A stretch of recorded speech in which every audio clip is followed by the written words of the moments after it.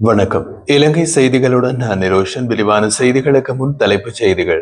எதிர்க்கட்சிகள் வரும் 21ஆம் தேதி நடத்துகின்ற பேரணியில் தாம் பங்கேற்க மாட்டோம் என்று ஐக்கிய குடியரசு முன்னணி தலைவர் சம்பிக்க ரணவக்க தெரிவிப்பு. வேலையில்லா பட்டதாரிகளுக்கு தொழில் வழங்குவோம் என்ற வாக்குறுதியை மீறி அவர்களை மன உளைச்சலுக்கு உள்ளாக்கியுள்ளது என்று எதிர்க்கட்சித் தலைவர் குற்றச்சாட்டு. அந்நிய செலாவணி அரசாங்கம் ஆடம்பர வாகனங்கள் இறக்குமதி மூலம் நாட்டின் பொருளாதாரத்தை நெருக்கடிக்குள் தள்ளியுள்ளது என்று பொபுது ஜாக்கோட கருத்து. அரசாங்கம் போதைப்பொருள் ஒழிப்புக்காக எடுத்துள்ள நடவடிக்கைகளை நெருக்கடிக்குள்ளாக எதிர்க்கட்சிகள் முயற்சி செய்து வருகின்றன என்று சுனில் வடகல விசனம். தொடர்வது விரிவான செய்திகள். அரசாங்கத்திற்கு எதிராக எதிர்க்கட்சிகள் வரும் 21ஆம் தேதி நடத்தவுள்ள பேரணியில் தாம் பங்கேற்க மாட்டேன் என்று ஐக்கிய குடியரசு முன்னணியின் தலைவரும் முன்னாள் பாராளுமன்ற உறுப்பினருமான பாட்டாளி சம்பிக்க ரணவக்க தெரிவித்துள்ளார். கொழும்பில் நடைபெற்ற ஊடகவியலாளர் சந்திப்பில் அவர் இதனை கூறியதோடு அந்த பேரணி அரசின் நோக்கத்தை கொண்ட ஒன்றாகும் என்றும் இது தேவையற்ற முயற்சியாகும் என்றும் குறிப்பிட்டார். மக்கள் இந்த அரசாங்கத்திற்கு 5 ஆண்டு காலத்திற்கு ஆணை வழங்கியுள்ளார்கள். ஆகையால் பேரணிகள் அல்லது போராட்டங்கள் மூலம் அரசாங்கத்தை நெருக்கடிக்குள்ளாக்க முடியாது என்று அவர் கூறினார். மேலும் எதிர்க்கட்சிகளுக்கு இடையில் ஒருமித்த கொள்கை திட்டம் இல்லை எனவும் அரசாங்கத்தின் செயல்பாடுகளை விமர்சிக்க விரும்பின் முதலில் மக்கள் ஏற்றுக்கொள்ளக்கூடிய தெளிவான கொள்கை திட்டம் அவர்களிடம் இருக்க வேண்டும் என்றும் சம்பிக்க ரணவக்க வலியுறுத்தினார். இதேவேளை விமல் வீரவங்ச தலைமையிலான தேசிய சுதந்திர முன்னணி மற்றும் சஜித் தலைமையிலான ஐக்கிய மக்கள் சக்தி போன்றன குறித்த பேரணியில் இருந்து விலகியுள்ளதாக ஏற்கனவே அறிவித்துள்ளமை குறிப்பிடத்தக்கது. அரசாங்கம் தொடர்ந்து 2 வரவு செலவு திட்டங்களில் வேலையில்லா பட்டதாரிகளுக்கு தொழில் வழங்குவோம் என்ற வாக்குறுதியை மீறி அவர்களை மன உளைச்சலுக்கு உள்ளாக்கியுள்ளது என்று எதிர்க்கட்சி தலைவர் சஜித் பிரேமதாச தெரிவித்துள்ளார். ஞாயிற்றுக்கிழமை வெளியிட்ட விசேட அறிவிப்பில் அவர் கூறுகையில், ஜனாதிபதி தேர்தலுக்கு பின்னர் நடைபெற்ற பொது தேர்தலின் போதும் அரசாங்கம் பட்டதாரிகளுக்கு வேலைவாய்ப்பை வழங்குவோம் என்று வாக்குறுதிகள் வழங்கியது. ஆனால் அவை இன்று வரை நிறைவேற்றப்படவில்லை. அரசாங்கம் பட்டதாரிகளின் வேலையின்மை நிலையை அரசியல் ஆதாயத்திற்காக பயன்படுத்தி மாவட்ட மட்டத்தில் அமைப்புகளை உருவாக்கி அவற்றின் தலைவர்களுக்கு மட்டும் நியமனங்களை வழங்கி ஏனைய பட்டதாரிகளை புறக்கணித்துள்ளது என்று அவர் குற்றம் சாட்டினார். மேலும் ஜனாதிபதி அனுருகுமார திசாநாயக்க தேர்தலுக்கு முன் ஆட்சிக்கு வந்தவுடன் 35,000 வேலையற்ற பட்டதாரிகளுக்கு வேலை வழங்குவேன் என்று உறுதியளித்தார். இந்த வாக்குறுதி வளமான நாடு அழகான வாழ்க்கை என்ற கொள்கை அறிக்கையின் 72ஆம் பக்கத்தில் இடம்பெற்றுள்ளது என்று சஜித் நினைவூட்டினார்.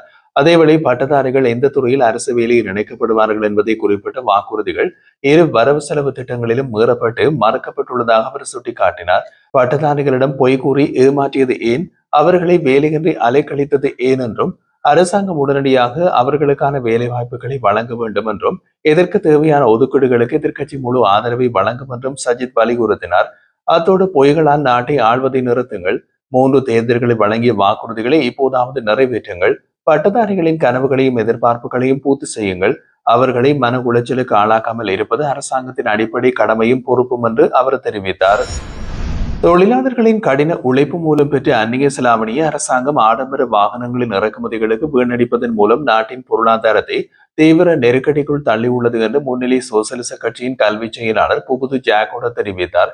கொழும்பில் ஞாயிற்றுக்கிழமை நடைபெற்ற ஊடகவியலாளர் சந்திப்பில் அவர் இதனை கூறியதோடு ஏற்றுமதி வருமானம் 7.3% அதிகரித்திருந்தாலும் இறக்குமதி செலவுகள் அதைவிட அதிகமாக 12.2% உயர்ந்துள்ளதாகவும் சுட்டிக்காட்டினார். இதன் விளைவாக நாட்டில் வர்த்தக சமநிலை பாதகமான மாற்றம் ஏற்பட்டு வர்த்தக பற்றாக்குறை 1.2 பில்லியன் அமெரிக்க டாலர்களாக உயர்ந்துள்ளது. வாகன இறக்குமதிக்கான கட்டுப்பாடுகளை நீக்குவது பொருளாதாரத்தை மிக மோசமாக நெருக்கடியில் தள்ளும் என்று எச்சரிக்கப்பட்ட போதும் அரசாங்கம் அதனை புறக்கணித்ததாக அவர் குற்றம் சாட்டினார். ஆடை தொழிலாளர்களும் தேயிலை தோட்ட தொழிலாளர்களும் கடந்த ஆண்டை விட கூடுதலாக 700 மில்லியன் டாலர் அந்நிய செலாவணியை நாட்டுக்கு ஈட்டி தந்துள்ளார்கள். ஆனால் அரசாங்கம் அதற்கும் 2 மடங்காக வாகனங்களின் இறக்குமதிக்காக செலவிட்டுள்ளது என்று புபுது ஜாக்கோட தெரிவித்தார். ஜனாதிபதி நாட்டில் பிரச்சனை எதுவும் இல்லை என்று கூறிக்கொண்டிருப்பினும் பருப்பு, வெங்காயம், சவர்க்காரம், பாடசாலை புத்தகங்கள் போன்ற அத்தியாவசிய பொருட்களுக்கு கடும் வரி விதித்துள்ளது. அதே நேரத்தில் பெரு நிறுவனங்களுக்கும் சொத்து உரிமையாளர்களுக்கும் பெரிய அளவில் வரிச்சலுகைகள் வழங்கப்படுகின்றன. கடந்த 8 மாதங்களில் நாட்டின் அந்நிய செலாவணி கையிருப்பில் வெறும் 84 மில்லியன் டாலர் மட்டுமே சேர்க்கப்பட்டுள்ளது. மீதமுள்ள 4 மாதங்களில் 953 மில்லியன் டாலர் ஈட்டுவது இயலாதது. இதுவே நாட்டின் உண்மையான பொருளாதார நெருக்கடியை வெளிப்படுத்துகின்றது. இத்தகைய நிலையில் கூட கொத்தலாவல தனியார் பல்கலைக்கழகத்திற்கு அரச நிதியிலிருந்து 700 மில்லியன் ரூபாய் ஒதுக்கப்பட்டுள்ளது என்றும் அவர் விமர்சித்தார். கல்வித்துறையை பற்றிய வகையில் அவர் குறிப்பிடுகையில், கல்விக்காக உலகின் மிக குறைவாக செலவு செய்யும் 3 நாடுகளில் இலங்கையும் ஒன்றாகும். இலங்கையை விட குறைவாக செலவு செய்யும் நாடுகள் ஹெய்டி மற்றும் லாவோஸ் மட்டுமே. இந்த நிலையில் தொடர்ந்தால் கல்விக்காக மிக குறைவாக செலவு செய்யும் நாடாக இலங்கை மாறி அதனால் கடுமையான சமூக விளைவுகள் உருவாகும் என்றார். அரசாங்கம் போதைப்பொருள் ஒழிப்புக்காக எடுத்துள்ள நடவடிக்கைகளை தளர்த்தவும் நெருக்கடிக்குள்ளாக்கவும் எதிர்க்கட்சிகள் முயற்சி செய்து வருகின்றன. அதற்காகவே அவர்கள் ஜனாதிபதி மற்றும் பொதுமக்கள் பாதுகாப்பு அமைச்சருக்கு எதிராக குற்றச்சாட்டுகளை முன்வைக்கின்றார்கள் என்று பொதுமக்கள் பாதுகாப்பு மற்றும் பாராளுமன்ற விவகாரங்கள் பிரதியமைச்சர் சுனில் வட்டகல தெரிவித்துள்ளார். மகரகமையில் ஞாயிற்றுக்கிழமை நடைபெற்ற போலீஸ் அதிகாரிகளுடனான கலந்துரையாடலில் அவர் இதனை குறிப்பிட்டார்.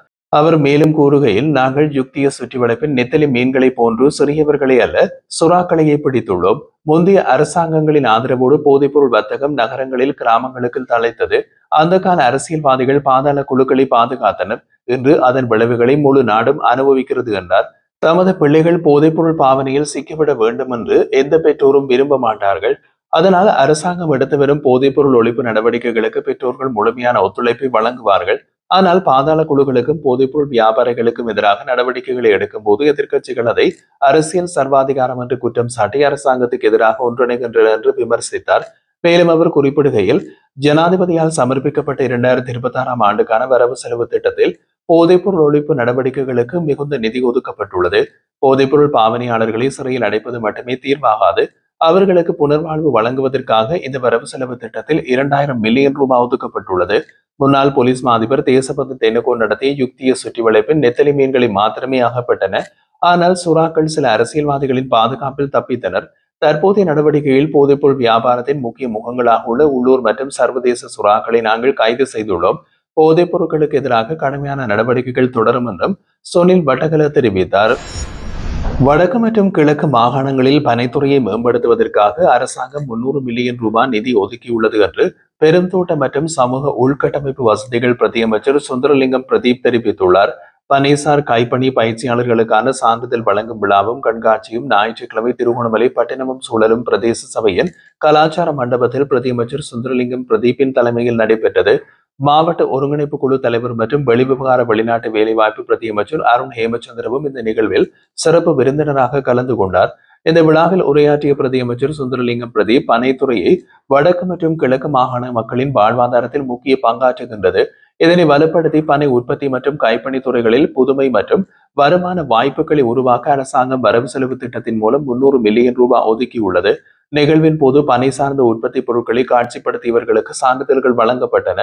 மேலும் திருகோணமலை உப்புவழி பிரதேசத்தில் கற்பகம் என்ற பெயரில் பனை உற்பத்தி பொருட்கள் விற்பனை நிலையம் ஒன்றையும் பிரதியமைச்சர் திறந்து வைத்திருந்தார். அத்துடன் பனை சார்ந்த பொருட்கள் தயாரிப்பை மேம்படுத்த தேவையான உபகரணங்களும் பயிற்சியாளர்களுக்கு வழங்கப்பட்டன.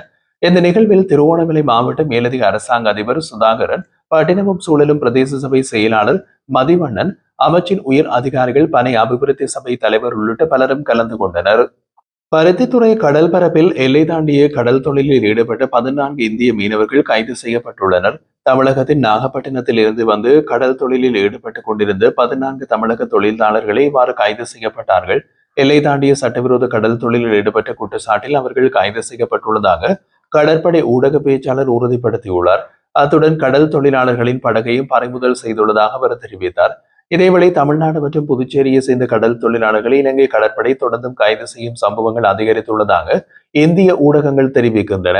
அத்துடன் கடல் தொழிலாளர்களின் விசைப்படகுகளை பறிமுதல் செய்யும் நடவடிக்கைகளையும் இலங்கை கடற்படை மேற்கொண்டு வருவதால் தமிழ்நாடு தொழிலாளர்களின் வாழ்வாதாரம் தொடர்ந்தும் பாதிக்கப்படுவதாக இந்திய ஊடகங்கள் தெரிவிக்கின்றன.